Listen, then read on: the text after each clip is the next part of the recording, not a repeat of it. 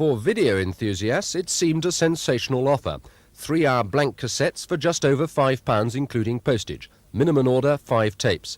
Quite a bargain when the cheapest tapes normally available are priced at £7.50 and can cost up to £12.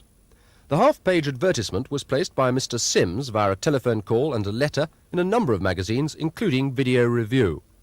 The listed accommodation address in Clerkenwell is run by a firm called Rotem. They were contacted by a Mr. Evans of Discount Video Supplies in July, and for a £1 a week fee forwarded about 250 tape orders. Mr. Evans even supplied a sample tape so personal callers could see what they were getting for their money.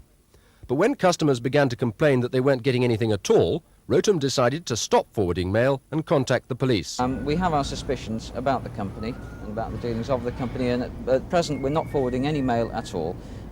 We believe that there's an inquiry being made by the police, and at present, until they have made their inquiries, we really are not in a position to be able to make any further statements. But just after that interview, yet another hopeful customer turned up. He'd travelled all the way from Peterborough, but wisely decided to inspect the tapes first before handing over his money. Did you get to see the tapes? No, he didn't talk to me. He said, you go away from here. He's one of the lucky ones. A lot of people have already parted with their cash, and Rotem are holding on to 200 more orders, together with notes from disgruntled customers, which by rights Mr. Marshall should have forwarded to an address in Ilford, which he was given by Discount Video Supplies. For ethical reasons, Mr. Marshall felt unable to give me the precise address in Ilford. All he would say is that after several abortive attempts at trying to contact the mysterious Mr. Evans of Discount Video Supplies, Mr. Marshall decided to call on him in person.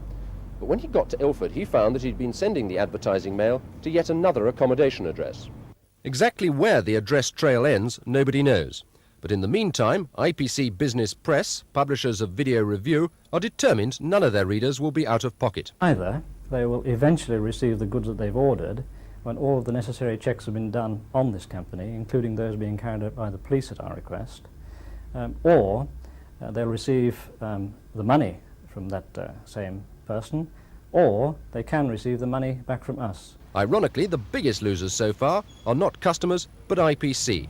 They still haven't been paid their £500 advertising fee. Assuming that each of the 250 letters which Rotem passed on contained the minimum order for 5 tapes costing £5 each, that means that Discount Video Supplies have so far taken orders worth over £6,000, and that's a conservative estimate. Just how many people have actually received their tapes, we've been unable to discover. What we do know is that at least 20 people haven't, and that the fraud squad is now looking into the matter. This is Stephen Chambers for Thames News.